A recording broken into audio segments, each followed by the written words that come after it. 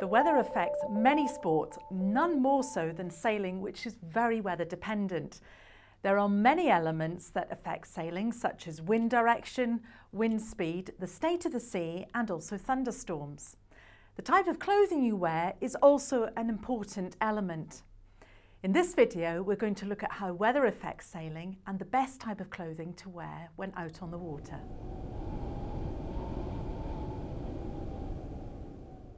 Wind direction is probably the weather element you would most associate with sailing. It is crucial to get an accurate forecast for the race in order to start planning before the race. Weather forecasts help in the planning stage with deciding the positioning of the course, the committee boat, and the course markers and their boats.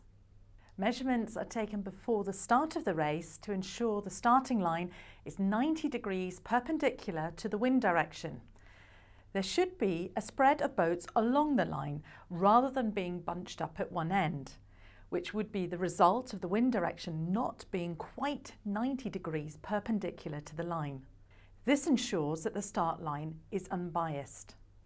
Bunching up might lead to a messy start, possible disqualifications, restarts and accidents. Once the race has started, the wind direction becomes less important as sailors have to use their skills to use changes in wind direction or shifts to their advantage.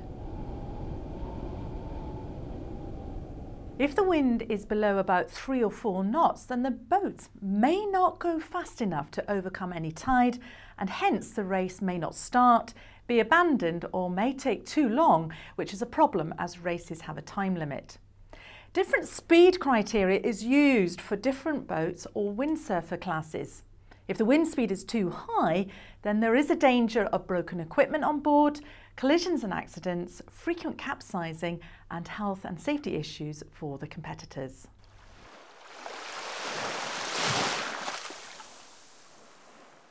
The type of waves and swell will have different impacts on the different classes of boat and windsurfer.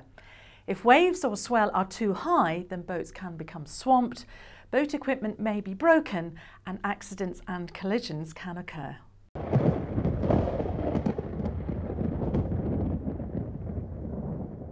As well as gusty winds sometimes being associated with thunderstorms, the wind speed may also go above the recommended level for the boat classes. Lightning is also an issue due to the masts. Most of the masts are now made out of man-made material, as metal would act as a classic lightning conductor. Damage, though, can still be sustained to a boat and its crew if a boat is struck by lightning.